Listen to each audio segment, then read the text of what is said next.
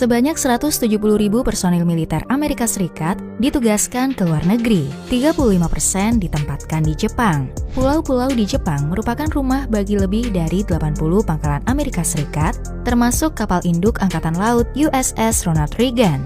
Aliansi antara Amerika Serikat dan Jepang menjadi yang terkuat di dunia.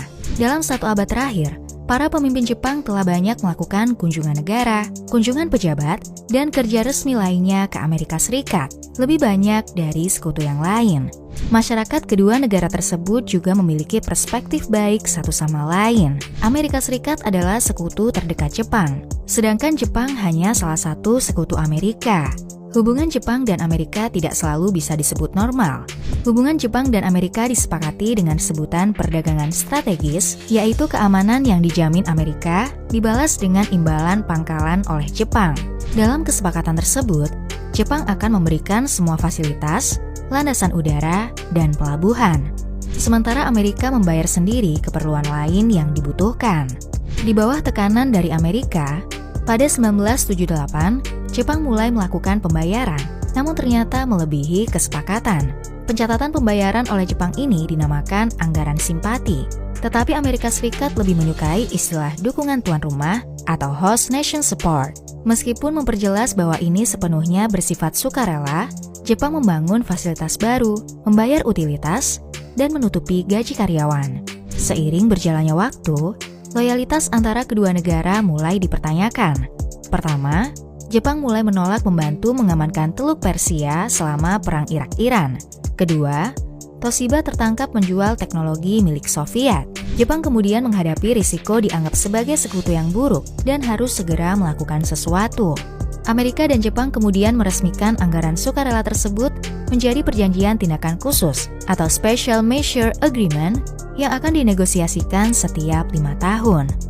Dalam 40 tahun, antara 1978 hingga 2016, Jepang telah membayar sebesar 65 miliar dolar untuk pasukan Amerika dengan peningkatan rata-rata 17% per tahun.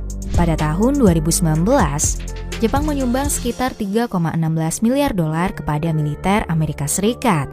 Sebelumnya pada tahun 2017, politisi Jepang mengklaim negara telah menanggung 86% dari total biaya untuk pasukan Amerika Serikat di Jepang. Pada tahun 2004 sebesar 74% untuk Pentagon dan 50% untuk biaya lain-lain. Selain itu masih banyak kontribusi lain dari Jepang yang tidak tercatat, seperti infrastruktur di sekitar pangkalan, termasuk diantaranya jalan, pajak, biaya yang dibebaskan, dan sewa tanah. Terlebih Jepang membeli perlengkapan militernya dari Amerika Serikat. Bantuan Amerika untuk Jepang bukan pada sektor moneter, namun pada sektor politiknya. Politisi Jepang terjebak dalam dua kekuatan yang kuat. Satu sisi diisi oleh masyarakat Jepang yang menolak sistem militerisasi. Tidak ada partai yang mampu mengabaikan pilihan mayoritas masyarakat Jepang.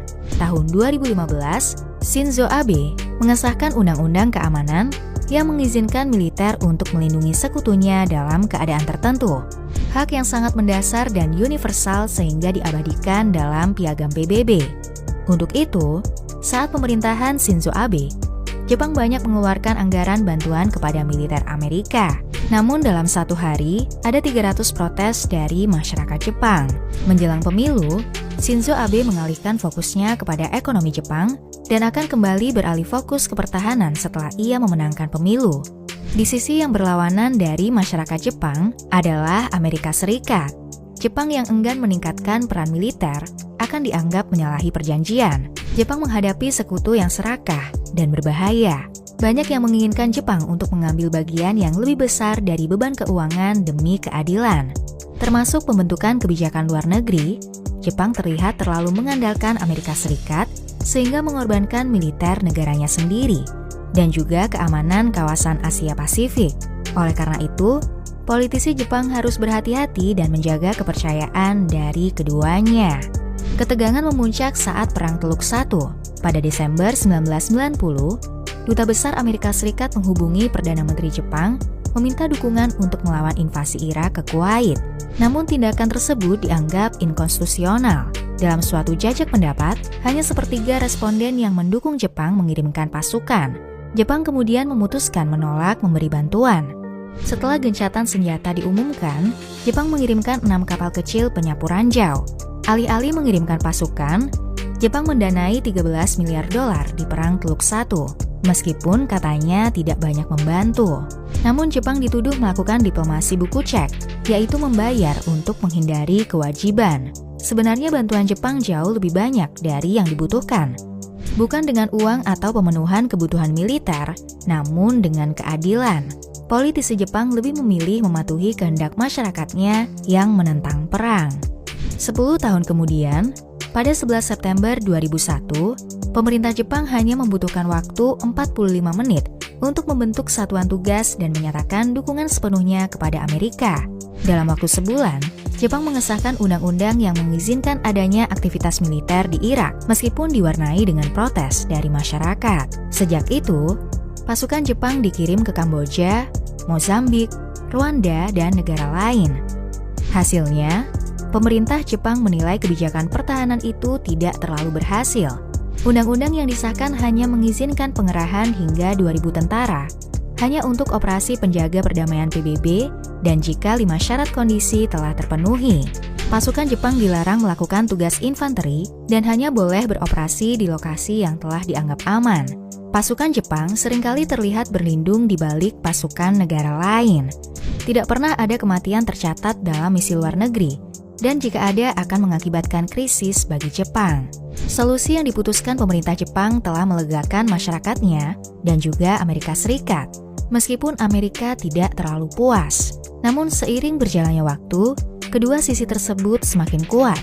Generasi Jepang tidak memiliki kemampuan ataupun pengetahuan tentang pertahanan. Di sisi lain, Amerika meminta sekutunya terus berpartisipasi dalam aktivitas militer. Selama masa kepemimpinan Donald Trump, banyak tuduhan ketidakadilan Amerika terhadap Jepang. Siapapun yang memimpin Amerika, Jepang akan selalu menghadapi pilihan antara rakyat atau sekutunya. Jepang seperti hanya memiliki satu opsi, namun membutuhkan opsi dari sisi lain. Dan jika suatu hari Jepang diancam perang, maka ia tidak punya pilihan lain selain berlindung kepada Amerika Serikat.